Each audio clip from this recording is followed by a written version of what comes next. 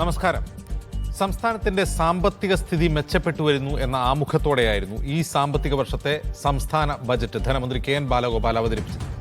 അങ്ങനെ പ്രതിസന്ധി നീങ്ങുന്ന ഘട്ടത്തിൽ ഒരു LDF സർക്കാരിന്റെ മുൻഗണനയിൽ വരേണ്ട കാര്യങ്ങൾ എന്തൊക്കെയാണ്? ആശാവർക്കർമാരും സ്പെഷ്യൽ സ്കൂളുകാരും ഉൾപ്പെടെ സെക്രട്ടേറിയറ്റ് നടയിൽ സമരം ചെയ്യുകയാണ്. ഈസ് ഓഫ് ഡൂയിങ് ബിസിനസ്സിലും സംരംഭകത്വത്തിലും വലിയ റാങ്കിങ്ങിലാണ് എന്ന് മേൽനടിക്കുമ്പോൾ കയർ മേഖല ഉൾപ്പെടെ പരമ്പരാഗത തൊഴിൽ മേഖലയോടുള്ള അവഗണനയ്ക്കെതിരെ AITUC-യുമുണ്ട് സെക്രട്ടേറിയറ്റ് പടിക്കൽ സമരവുമായി. ഉച്ചക്കഞ്ഞി വിതരണത്തിന് സ്വന്തം പോക്കറ്റിൽ നിന്ന് കാശെടുത്ത് ചെലവാക്കിയ ഹെഡ്മാസ്റ്റർമാർ കാശ് കിട്ടാതെ വിഷമിക്കുന്നു. ക്ഷേമ പെൻഷനോ ജീവനക്കാരുടെ DAയോ കൊടുത്തു തീർക്കാനായിട്ടില്ല.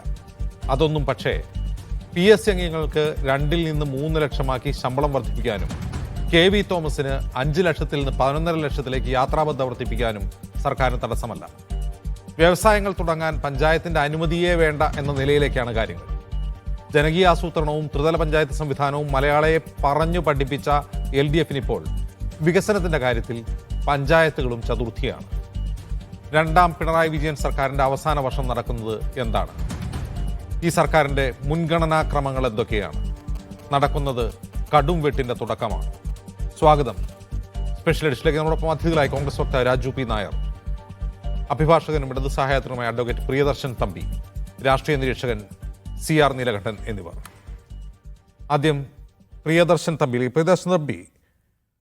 വ്യത്യസ്തമായ കാഴ്ചകളാണ് നമ്മൾ രാഷ്ട്രീയ കേരളത്തിൽ കണ്ടുകൊണ്ടിരിക്കുന്നത്. ഒരു വശത്ത് സെക്രട്ടേറിയറ്റിന് മുന്നിൽ സമരം ചെയ്യുന്ന ആശാവർക്കർമാർ, കയർ തൊഴിലാളികൾ, സ്പെഷ്യൽ സ്കൂളിൻ്റെ ഗ്രാൻഡ് ലഭിക്കാതെ സ്കൂളിൻ്റെ അധികൃതർ, അങ്ങനെ ഇന്നലെ മാത്രം 10 സമരങ്ങൾ നടന്നു സെക്രട്ടേറിയറ്റിന് മുമ്പിൽ. ആശാവർക്കർമാരുടെ സമരമായിട്ട് ഇപ്പോഴും തുടരുകയാണ്. ഇതിനിടയിൽ സർക്കാർ അടിയന്തരമായി ചെയ്യുന്ന കാര്യങ്ങൾ ശ്രദ്ധിച്ചു നോക്കുക. ഒന്ന്, PSC അംഗങ്ങളുടെയും ചെയർമാൻ്റെയും ശമ്പളം വർദ്ധിപ്പിക്കുന്നു. മറ്റൊരിടത്ത് നാം കാണുന്നു KV തോമസിന് യാത്രാബത്ത ഇരട്ടിയാക്കുന്നു. ഈസ് ഓഫ് ഡൂയിങ് ബിസിനസ് എന്ന പേരിൽ ഒരു സ്ഥാപനം തുടങ്ങാൻ പഞ്ചായത്തിൻ്റെ അനുമതിയേ വേണ്ട. കാറ്റഗറി 1 എന്നാണ് മന്ത്രി MB രാജേഷ് പറയുന്നത്. അതിലേതൊക്കെ വ്യവസായങ്ങൾ വരുമെന്ന് അദ്ദേഹത്തിന് തന്നെ നിശ്ചയമില്ല. ഈ സർക്കാരിൻ്റെ മുൻഗണനകൾ എന്തൊക്കെയാണെന്നാണ് തോന്നുന്നത്? എന്തൊക്കെയായിരിക്കണം?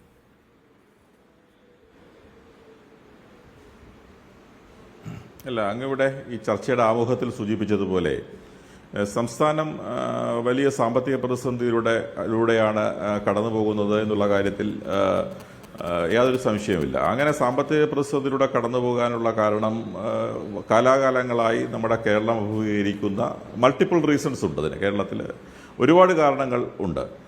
അതൊരു അഡ്മിറ്റഡ് ഫാക്റ്റാണ്. എനിക്ക് തോന്നുന്നത് ഈ ആശാ വർക്കർമാരുടെ സമരത്തെയും ഈ PSC മെമ്പർമാരുടെ ശമ്പള വർധനയും തമ്മിൽ ഒരുപോലെ കൂട്ടിയിണക്കേണ്ട കാര്യമുണ്ട് എന്നെനിക്ക് തോന്നുന്നില്ല. കാരണം യാതൊരു സംശയവുമില്ല, ആശാ വർക്കർമാർ കേരളത്തിൻ്റെ പൊതുസമൂഹത്തിൽ അല്ലെങ്കിൽ കേരളത്തിൻ്റെ ഗ്രാമഗ്രാമാന്തരങ്ങളിൽ നഗരങ്ങളിൽ ചെയ്യുന്ന സേവനങ്ങൾ വർണ്ണനാതീതമാണ്. കാരണം ഈ ആശാ വർക്കർമാർ എന്ന സങ്കല്പം കേരളത്തിൽ മാത്രമല്ല, പല പേരുകളാണെന്നേ ഉള്ളൂ, നമ്മുടെ രാജ്യത്താകമാനം ഉണ്ട്. അതിൽ ഈ പറയുന്നത് പോലെ കേരളത്തിൽ വളരെ ഫലവത്തായി അത് നടപ്പാക്കപ്പെട്ടു, അത് നടപ്പാക്കി, അതിൻ്റെ എല്ലാ അർത്ഥത്തിലും അവരെ നമ്മുടെ കേരള സമൂഹം നെഞ്ചിലേറ്റി എന്നുള്ള കാര്യത്തിൽ യാതൊരു സംശയവുമില്ല. അപ്പോൾ അവരുടെ സമരത്തെ അല്ലെങ്കിൽ അവരുടെ ആവശ്യം ന്യായമാണ് എന്ന് അടിവരയിട്ട് പറയുവാൻ ഞാൻ ഈ അവസരത്തിൽ ആഗ്രഹിക്കുന്നു. അതിനെ അഡ്രസ്സ് ചെയ്യപ്പെടേണ്ടതാണ്, യാതൊരു സംശയവുമില്ല. എന്നാൽ ഇപ്പോൾ PSC മെമ്പർമാരുടെയും ചെയർമാന്മാരുടെയും വേതനം വർദ്ധിപ്പിച്ചു എന്നുള്ളത് ആണ് മറ്റൊരു പ്രശ്നം. അത് നമ്മൾ മനസ്സിലാക്കേണ്ട ഏറ്റവും പ്രധാനപ്പെട്ട കാര്യം 2023-ലാണ്. കാരണം ഇപ്പോൾ 2025 എത്തിയിരിക്കുന്നു. 2023 കേന്ദ്ര ഗവൺമെൻറ്റാണ് ഇന്ത്യയിലെ PSC എന്ന പല പേരുകളിലും നമുക്കറിയാം. UPSC എന്ന് പറയുന്നത് IAS ഉൾപ്പെടെ IPS ഉൾപ്പെടെ IFS ഉൾപ്പെടെയുള്ള നിയമനങ്ങൾ നടത്തുന്ന ഇന്ത്യയിലെ ഏറ്റവും വലിയ ഭരണഘടനാ സ്ഥാപനമാണ്. അതിന് സമാനമായി എല്ലാ സംസ്ഥാനത്തും PSC പോലെ എല്ലാ സംസ്ഥാനത്തുമുണ്ട്. അപ്പോൾ ഇതിനെ ഏകീകരിക്കണം. സംസ്ഥാനത്തെ എല്ലാ പബ്ലിക് സർവീസ് കമ്മീഷനുകളെയും ഏകീകരിക്കുന്നതിൻ്റെ അടിസ്ഥാനത്തിൽ അവരുടെ ശമ്പള വർധനകൾ മുൻകാല പ്രാബല്യത്തോടെ നൽകണമെന്ന് 2023 കേന്ദ്ര ഗവൺമെൻറ്റിൻ്റെ ശുപാർശയാണ്. ആ കേന്ദ്ര ഗവൺമെൻറ്റിൻ്റെ ശുപാർശ അടിസ്ഥാനത്തിൽ പല പ്രാവശ്യം കേരള ഗവൺമെൻറ് ഇത് പരിഗണിക്കുകയും മറ്റു പല പ്രശ്നങ്ങളും കാരണം അത് നടപ്പാക്കാതിരിക്കുകയും ചെയ്യുന്ന ഒരു സാഹചര്യമുണ്ടായി. എന്നാൽ ഒരു ഉയർന്ന ഭരണഘടനാ സ്ഥാപനം എന്നുള്ള രീതിയിൽ അവരുടെ ശമ്പളവും അവരുടെ മറ്റ് ആനുകൂല്യങ്ങളും വർദ്ധിപ്പിക്കേണ്ട ഒരു സാഹചര്യത്തിലേക്ക് എത്തിപ്പെടുകയും എന്നാൽ മുൻകാല പ്രാബല്യം നിഷേധിച്ചുകൊണ്ട് അതിന് നൽകുകയുമാണ് ഉണ്ടായത്.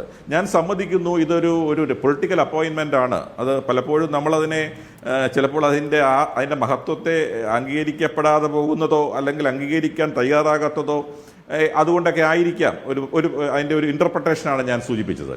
എന്നാൽ ഒരു പൊളിറ്റിക്കൽ അപ്പോയിൻമെൻ്റ് ആണ് എന്നുള്ളത് കൊണ്ട് തന്നെ എന്നുകൊണ്ട് മാത്രം ആ സ്ഥാപനത്തിൻ്റെ ഉയർന്ന മൂല്യത്തെയും ആ ഭരണഘടനാ ബാധ്യതയും ഒന്നും നമുക്ക് കുറച്ചു കാണാൻ കഴിയില്ല. കാരണം ഈ PSC എന്ന് പറയുന്നത് കേരളത്തിലെ ഇപ്പോൾ KS, IAS സമാനമായ KS ഉൾപ്പെടെയുള്ള നിയമനങ്ങൾ നടത്തേണ്ട, ഇൻ്റർവ്യൂ നടത്തേണ്ട അവസാന വാക്ക് എന്ന് പറയുന്നത് ഏറ്റവും ഉയർന്ന ഒരു സമിതിയാണ് പബ്ലിക് സർവീസ് കമ്മീഷൻ. അപ്പോൾ കാലാനുസൃതമായി അവർക്ക് ആനുകൂല്യങ്ങൾ, അവരുടെ ശമ്പളവും മറ്റ് ആനുകൂല്യങ്ങളും മറ്റു മേഖലയിലുള്ളവർക്ക് നൽകുന്നത് പോലെ തന്നെ ഇപ്പോൾ ജുഡീഷ്യൽ ഓഫീസർമാരുടെ ശമ്പളമൊക്കെ പണ്ട് വളരെ കുറവായിരുന്നു. എന്നാൽ അവരുടെ ശമ്പളം ഇന്ന് വളരെ വർദ്ധിച്ചു. സംസ്ഥാന പാറ്റേണുമല്ല, മറ്റു പാറ്റേണുമല്ല. ഹൈക്കോടതി ജഡ്ജിമാരുടെ ശമ്പളം വർദ്ധിപ്പിച്ചു, കോളേജ് പ്രൊഫസർമാരുടെ ശമ്പളം വർദ്ധിപ്പിച്ചു. അപ്പോൾ ഇതെല്ലാം ആനുപാതികമായി വർദ്ധിപ്പിക്കുന്നതിന് അടിസ്ഥാനമായി PSC എന്ന് പറയുന്ന ഭരണഘടനാ സ്ഥാപനത്തിൻ്റെ ശമ്പള വർധനവും മറ്റ് ആനുകൂല്യങ്ങളും വർദ്ധിപ്പിക്കണമെന്നും വർദ്ധിപ്പിക്കപ്പെടേണ്ടതാണെന്നും കേന്ദ്ര ഗവൺമെൻറ്റിൻ്റെ കൂടി ശുപാർശയുടെ അടിസ്ഥാനത്തിലാണ് സംസ്ഥാന ഗവൺമെൻറ് ഇപ്പോൾ വർദ്ധിപ്പിച്ചിട്ടുള്ളത്. അതിന് മുൻകാല പ്രാബല്യവും നൽകിയിട്ടില്ല. അപ്പോൾ അത് ആ അർത്ഥത്തിൽ അതിനെ കാണണം എന്നുള്ള അഭിപ്രായമാണ് എനിക്കുള്ളത്. എൻ്റെ ചോദ്യം അതല്ല, അവർക്ക് വർദ്ധിപ്പിക്കണോ വേണ്ടയോ അല്ലെങ്കിൽ അത് അനിവാര്യമാണോ എന്നുള്ളതല്ല. സംസ്ഥാനം സാമ്പത്തിക പ്രതിസന്ധി അതിജീവിച്ചു എന്ന് പറയുമ്പോൾ നമ്മൾ മുൻ വർഷങ്ങളിൽ സാമ്പത്തിക പ്രതിസന്ധിയിലായിരുന്നു, ഇപ്പോൾ അതിജീവിച്ചു എന്നാണ് മന്ത്രി പറയുന്നത്. എങ്കിൽ ഒരു സാമ്പത്തിക പ്രതിസന്ധി അതിജീവിച്ചു വരുന്ന സർക്കാർ ആദ്യം ചെയ്യേണ്ട പണി ശമ്പള വർധനമാണോ എന്നാണ് എൻ്റെ ചോദ്യം.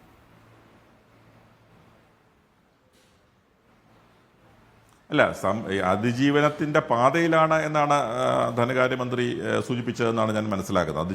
പൂർണ്ണമായും അതിജീവിച്ചു എന്നുള്ളതല്ല, അപ്പോൾ അതിജീവനത്തിൻ്റെ പാതയിലാണ് എന്നുള്ളതാണ്. അപ്പോൾ തീർച്ചയായിട്ടും സമതല സ്പർശിയായി തന്നെ സംസ്ഥാന ഗവൺമെൻറ്റിൻ്റെ പ്രയോറിറ്റീസ് അങ്ങനെ അതിജീവിക്കുമ്പോൾ എല്ലാ മേഖലകളിലും വരണം എന്നുള്ള കാര്യത്തിൽ യാതൊരു സംശയവുമില്ല. അങ്ങനെ കാരണം ആശാ വർക്കർമാരുടെ കാര്യത്തിലും എന്താണെന്നുള്ളത് നമുക്ക് എല്ലാവർക്കും അറിയാം. കാരണം ഇരുട്ടുകൊണ്ട് ഓട്ടയടച്ചിട്ട് കാര്യമില്ല. ആശാ വർക്കർമാർക്ക് ശമ്പളം വർദ്ധിപ്പിക്കേണ്ടത് കേന്ദ്ര ഗവൺമെൻറ്റാണ്. അപ്പോൾ കേന്ദ്ര ഗവൺമെൻറ്റിൻ്റെ ഒരു പാക്കേജ് അല്ലെങ്കിൽ കേന്ദ്ര ഗവൺമെൻറ്റിൻ്റെ ഒരു പദ്ധതിയാണത്. അപ്പോൾ തീർച്ചയായിട്ടും ആ ശമ്പളം അതിന് സംസ്ഥാന ഗവൺമെൻറ്റിന് പരിമിതികളുണ്ട്. ആ പരിമിതികൾക്കുള്ളിൽ നിന്നുകൊണ്ട് തന്നെ അത് ചെയ്യും. കാരണം അതൊരു രാഷ്ട്രീയ ബാധ്യത കൂടിയാണ് ഈ സംസ്ഥാനം ഭരിക്കുന്ന ഗവൺമെൻറ്റിനും ഭരിക്കുന്ന ഗവൺമെൻറ്റിന് നേതൃത്വം നൽകുന്ന പാർട്ടിക്കും. കാരണം ഏതാണ്ട് ആശാ വർക്കർമാരെ തന്നെ ഒരു 80% പ്രതിനിധീകരിക്കുന്നത് ആ രാഷ്ട്രീയ പാർട്ടിയുടെ യൂണിയനാണ്. അപ്പോൾ തീർച്ചയായിട്ടും അതിനെ അഡ്രസ്സ് ചെയ്യപ്പെടേണ്ടതാണ്, അല്ലെങ്കിൽ അഡ്രസ്സ് ചെയ്യും എന്നുള്ള വിശ്വാസം എനിക്കുണ്ട്. അപ്പോൾ പ്രയോറിറ്റീസ് ഒരു സംശയവും വേണ്ട, ഏത് ഗവൺമെൻറ്റിൻ്റെ ആയാലും സാമ്പത്തിക വളർച്ചയുടെ ഒരു വളർച്ചയുണ്ടാകുമ്പോൾ അതിൻ്റെ പ്രയോറിറ്റീസ് സമതല സ്പർശിയായിരിക്കണം. എല്ലാ മേഖലകളെയും അടിസ്ഥാന വർഗത്തിൻ്റെ വ്യാവസായിക വളർച്ച, അടിസ്ഥാന വർഗത്തിൻ്റെ വളർച്ച, സമൂഹത്തിലെ എല്ലാ മേഖലയുടെയും വളർച്ച, അല്ലെങ്കിൽ അതാണല്ലോ നമ്മുടെ ഭരണഘടന ഒരു ഗവൺമെൻറ് എന്താണ് ചെയ്യേണ്ടത് എന്നുള്ളത് കൊണ്ട് ഏറ്റവും പ്രധാനമായും വിവക്ഷിക്കുന്നത്. അങ്ങനെ തന്നെ ചെയ്യണം, അങ്ങനെ തന്നെയാണ് ചെയ്യേണ്ടത് എന്നുള്ളതാണ് എൻ്റെ അഭിപ്രായം. എനിക്ക് തോന്നുന്നത് ഈ ഗവൺമെൻറ്റിൻ്റെ ഈ രണ്ടാം പിണറായി സർക്കാരായാലും ശരി, ഒന്നാം പിണറായി സർക്കാരായാലും ശരി, അത്തരത്തിൽ അടിസ്ഥാന മേഖലയിലെ വികസനവുമായി മുമ്പോട്ട് പോകും എന്ന് തന്നെയുള്ള പ്രതീക്ഷയാണ് എനിക്കുള്ളത്. അഡ്വക്കേറ്റ് പ്രദേശം അങ്ങ് തന്നെ പറഞ്ഞു, ഈ കേന്ദ്ര സർക്കാരിൻ്റെ ഒരു ശുപാർശയുണ്ട് ഈ ശമ്പള വർധനവിന് എന്ന്. ഈ ശമ്പള വർധനവിന് ശുപാർശ ചെയ്യുന്ന കേന്ദ്ര സർക്കാരിൻ്റെ കീഴിലുള്ള UPSCയിൽ ആകെയുള്ളത് 11 അംഗങ്ങളാണ്. UP പോലെ 20 കോടിയിലേറെ അംഗങ്ങളുള്ള ഉത്തർപ്രദേശ് സർക്കാരിന് കീഴിലുള്ള PSCയിലുള്ളത് 8 പേരാണ്. കേരളത്തേക്കാൾ ജനസംഖ്യയുള്ള മഹാരാഷ്ട്ര, തമിഴ്നാട്, കർണാടക ഇവിടെയെല്ലാം 15-ലധികം ആളുകളില്ല ഒരു സംസ്ഥാനങ്ങളിലും. ഇപ്പോൾ 21 ആളുകളെ വെച്ച് ഈ ശമ്പള വർധന നടത്തുന്നതിനൊരു പ്രശ്നമുണ്ടല്ലോ.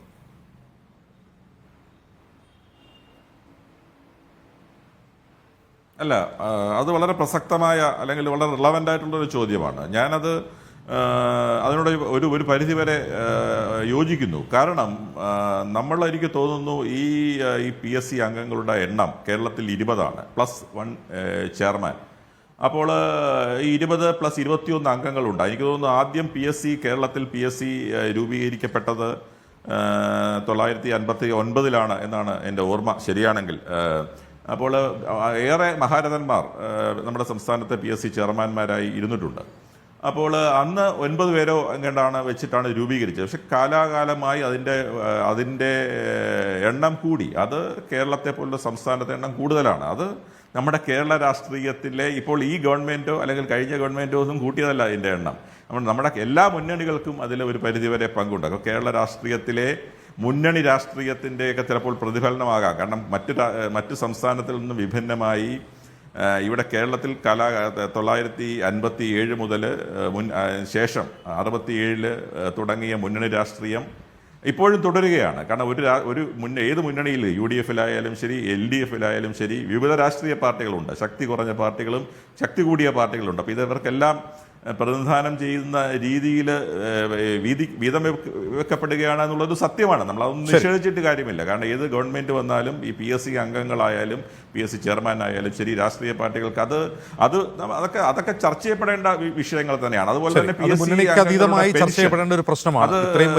നമുക്കറിയാം PSC അംഗമായി നിയമിക്കപ്പെടുന്ന ശ്രീ CR നീലകണ്ഠൻ, ഇവിടെ തീർച്ചയായിട്ടും ഈ മുൻഗണന ഒരു വശത്ത് സമരം ചെയ്യുന്ന കുറേ ആളുകൾ, സമരം ചെയ്യാതെ ഒരു നിലവിളി പോലും ഇല്ലാതെ ശമ്പള വർധന ലഭ്യമാകുന്ന ആളുകൾ, ശമ്പളമേ വേണ്ട എന്ന് പറഞ്ഞൊരു പൊസിഷൻ സ്വീകരിച്ചിട്ട് യാത്രാബത്ത ഇരട്ടിയാക്കി വാങ്ങുന്ന ആളുകൾ, ഇതൊക്കെ നമ്മൾ കാണുകയാണ്. സർക്കാരിൻ്റെ മുൻഗണനാക്രമവും നിൽക്കട്ടെ, ഇപ്പോൾ ഈ ഈസ് ഓഫ് ഡൂയിങ് ബിസിനസ് അതിൽ റാങ്കിങ്ങിൽ വലിയ റാങ്കിങ്ങിലാണ് എന്ന് സർക്കാർ അവകാശപ്പെടുന്നു. അതുപോലെ സംരംഭകത്വത്തിൽ നമ്മൾ വലിയ ചാമ്പ്യന്മാരായിരിക്കുന്നത് തർക്കം നടക്കുന്നു. ശശി തരൂർ അതിനെ പിന്തുണയ്ക്കുന്നു, കോൺഗ്രസിലെ കുറേ പേർ അതിനെ എതിർക്കുന്നു. ഇന്ന് മന്ത്രി MB രാജേഷ് പറയുന്നു, ഒരു കാറ്റഗറി 1 സംരംഭം തുടങ്ങാൻ, സംരംഭം എന്ന് പറഞ്ഞാൽ വ്യവസായം, ഉൽപാദന യൂണിറ്റ് തുടങ്ങാൻ പഞ്ചായത്തിൻ്റെ അനുമതി വേണ്ട. മുമ്പേ പഞ്ചായത്ത് കമ്മിറ്റിക്ക് എന്തധികാരം എന്നുള്ള ചോദ്യമുണ്ട് 2017 നിയമ ഭേദഗതിക്ക് ശേഷം. ഇപ്പോൾ സെക്രട്ടറിയുടെ അനുമതി പോലും വേണ്ട എന്ന് വരുന്നു. ഈ പോക്ക് എങ്ങോട്ടാണ്?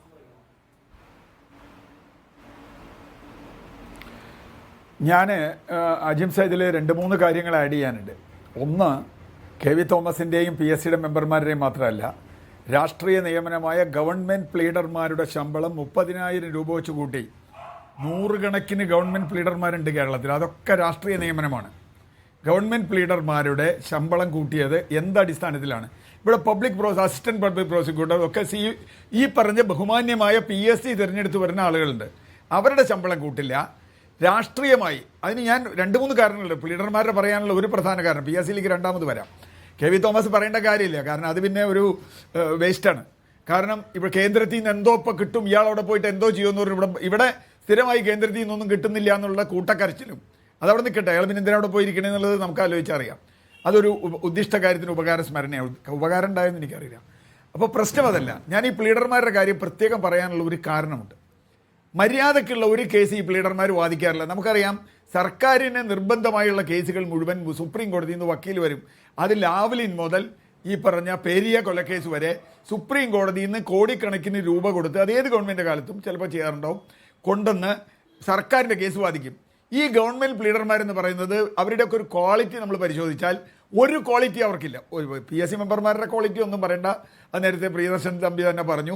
ഓരോ പാർട്ടി നിയോഗിക്കുന്ന ആളുകൾ അവരുടെ ക്വാളിറ്റി നോക്കാൻ ഇവിടെ യാതൊരു നിവൃത്തിയില്ല. മന്ത്രിമാരാവണമെങ്കിൽ ചുരുങ്ങിയത് MLA-മാരാവണമെന്നെങ്കിലും ഉണ്ട്.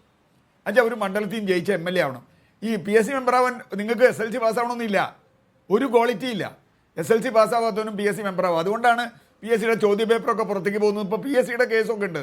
നമ്മൾക്ക് എന്തെങ്കിലും പറയാം, പോലീസ് നിയമനത്തിൽ കുറേ കൊല്ലായല്ലോ, അവിടെ 2-3 പേര് കോപ്പി അടിച്ചു എന്നൊക്കെ പറഞ്ഞവരെ പുറത്താക്കിയിട്ട് ആ കേസ് എന്തെങ്കിലും ആയോ? ആവില്ല. കാരണം PSC ഗംഭീര സ്ഥാപനമാണ് നമ്മൾ പറയുമ്പോഴും. അത് പോട്ടെ, ഈ ഗവൺമെൻറ് ലീഡർമാരുടെ കാര്യത്തിൽ ഞാൻ പറയാനുള്ള ഒരു കാര്യം, PSC പാസ്സായി വന്ന ഗവൺമെൻറ് ലീഡർമാർക്ക് കൊടുക്കുന്നില്ല ശമ്പളം. ഗവൺമെൻറ് നിയമിച്ച ലീഡർമാർക്ക് ഇവർക്ക് 30,000 രൂപയാണ് കൂട്ടിക്കൊടുത്തത്. ഇപ്പോൾ ഈ തീരുമാനത്തിൻ്റെ കൂടെ അതിൻ്റെ ഇമ്പാക്റ്റ് എന്ന് പറയുന്നത് PSCക്കാർക്ക് കൊടുക്കുന്ന മാതിരിയൊന്നുമല്ല, വലിയൊരു ഇമ്പാക്റ്റാണ്. ഇത് മുഴുവൻ ഗവൺമെൻറ് രാഷ്ട്രീയ കക്ഷികൾ നിയമിക്കുന്ന ഗവൺമെൻറ് ലീഡർമാർ. അത് എനിക്കറിയാം, ക്വാളിറ്റിയൊക്കെ നമുക്കറിയാം. അവർ പലരും ഒരു കേസ് പോലും എടുത്തിട്ടില്ല. ഇനി കേസ് എടുത്താൽ തന്നെ തോൽക്കും, അതുകൊണ്ട് അവരെ മാറ്റും, ഒക്കെ ഉണ്ട്. ഇനി രണ്ടാമത്തെ കാര്യം ഞാൻ ഓർക്കുന്നത് 1957 EMS ഗവൺമെൻറ്റിൻ്റെ ആദ്യത്തെ പ്രഖ്യാപനമാണ്. വളരെ കൃത്യം. നമ്മൾ സാമ്പത്തിക പ്രതിസന്ധി മൂലം മന്ത്രിമാരുടെ ശമ്പളം കുറയ്ക്കാൻ തീരുമാനിച്ചിരിക്കുന്നു. നമുക്കൊക്കെ ഓർമ്മയുണ്ടാവും, പത്രത്തിൽ വന്ന വാർത്തയാണ്. സഖാവ് EMSൻ്റെ ആദ്യത്തെ ഗവൺമെൻറ്. കാരണം സമ്പത്ത് നമുക്കല്ല വേണ്ടത്, സമ്പത്ത് നമുക്ക് ഇങ്ങനെ കൂടെ നിൽക്കുന്ന പാർട്ടിയിൽ നിൽക്കുന്ന ആളുകൾക്കല്ല വേണ്ടത്, ജനങ്ങൾക്ക് ഉപയോഗിക്കാനാണ്. അദ്ദേഹം ആശാ വർക്കർമാരുടെ കാര്യം പറഞ്ഞു, പാചക തൊഴിലാളിയുടെ കാര്യം പറഞ്ഞു, SC/ST അലവൻസ് കിട്ടിയിട്ട് എത്ര കൊല്ലം എന്ന് ഒന്ന് അന്വേഷിച്ചാൽ അറിയാം. SC/ST പലരുടെയും അലവൻസ് ഇല്ല, അതുകൊണ്ട് പല സ്ഥാപനങ്ങളിലും പഠിക്കാൻ പറ്റുന്നില്ല, പല പ്രശ്നങ്ങളുമുണ്ട്. അതുപോലെ നിരവധിയുണ്ട്. സാമൂഹ്യക്ഷേമ പെൻഷൻ്റെ കാര്യം നമ്മൾ പറയേണ്ട, മറ്റേ അധ്യാപകരുടെ അവരുടെ ഇതൊക്കെ അവിടെയാണ് ഫസ്റ്റ് ചോദ്യം, ഇവരുടെ പ്രയോറിറ്റി എന്താണ്. ഇപ്പോൾ പഞ്ചായത്തിൻ്റെ കാര്യം പറഞ്ഞു, അതുതന്നെയാണ്.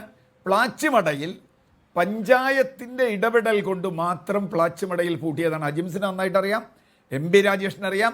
അത് കാരണം അവർ നിങ്ങൾ രണ്ടുപേരും നേരിട്ട് ആ സമരരംഗത്ത് വന്നിട്ടുള്ള ആളുകളാണ്. P രാജീവ് ചിലപ്പോൾ അവിടെ നേരിട്ട് വന്നിട്ടുണ്ടാവില്ല. പക്ഷേ പ്ലാച്ചിമടയിൽ കമ്പനി പൂട്ടിയത് പഞ്ചായത്തിൻ്റെ ഇടപെടൽ കൊണ്ടുകൂടിയാണ്, ജനങ്ങളുടെ സമ്മർദ്ദം വന്ന്. അപ്പോൾ അതുപോലൊരു സംഭവം ഇവിടെ ഉണ്ടാവാൻ പാടില്ല. കാരണം ഇവിടെ ബ്രൂവറി ഇല്ലെങ്കിൽ കേരളം നിൽക്കില്ലല്ലോ. ബ്രൂവറിയാണല്ലോ കേരളത്തിൻ്റെ വികസനത്തിൻ്റെ ഈസ് ഓഫ് ഡൂയിങ് ബിസിനസ്. ഇന്നലെ നമ്മൾ ഇതേ മീഡിയ മണി തന്നെ ചർച്ച ചെയ്തപ്പോൾ ഞാനൊരു കാര്യം പറഞ്ഞു.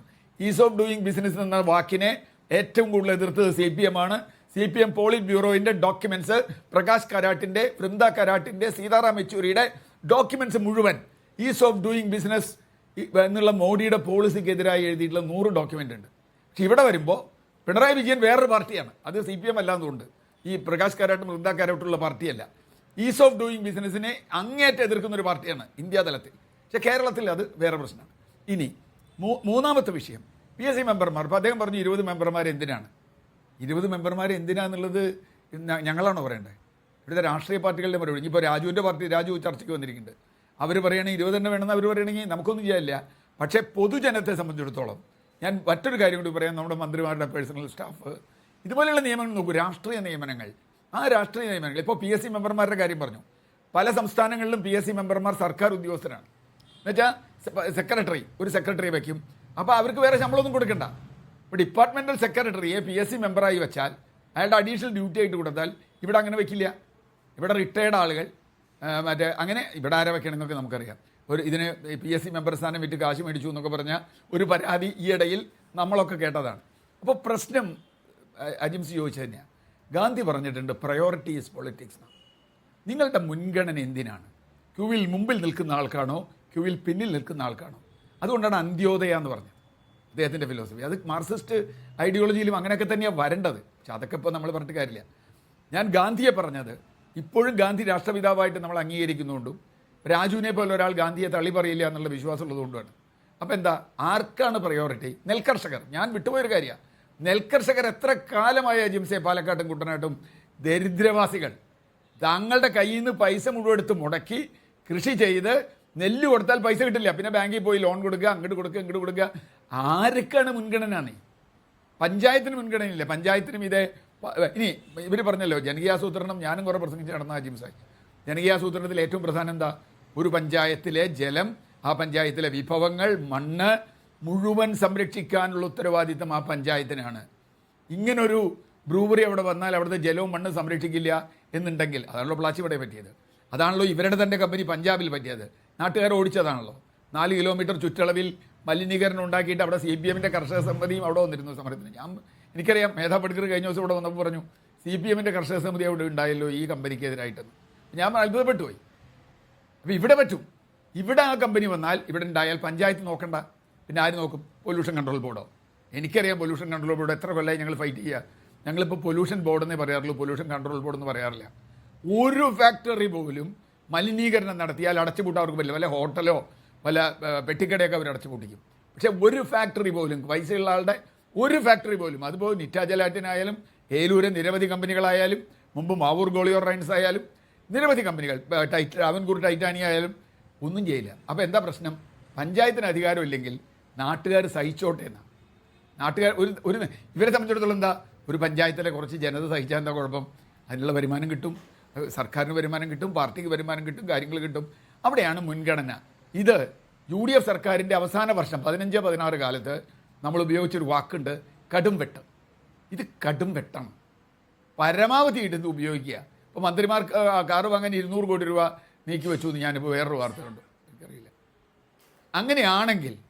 അങ്ങനെയാണെങ്കിൽ നമുക്ക് അവരത് പറഞ്ഞോട്ടെ, ഞങ്ങൾക്ക് ഇപ്പോൾ ഇതാണ് ആവശ്യം, ഞങ്ങൾക്ക് ഇപ്പോൾ മറ്റേതാണ് ആവശ്യം. ഇനിയിപ്പോൾ അതിൽ ഒരു കാർ പ്രതിപക്ഷ നേതാവിന് കൂടി കൊടുക്കുന്നു പറഞ്ഞാൽ പ്രശ്നം തീർന്നു. ശരി, എനിക്കറിയില്ല.